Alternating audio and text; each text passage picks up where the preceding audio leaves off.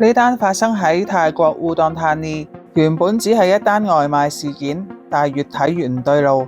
事主係一個24歲嘅女護士，喺4月26號嘅中午，佢用外賣 app 叫咗一份乾炒壽喜燒送去自己宿舍嘅樓下。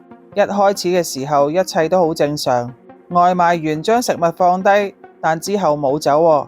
女護士話外賣員一直喺樓下等佢，透過 app message 問佢攞 Line 帳號，仲話想上去佢間房度睇貓。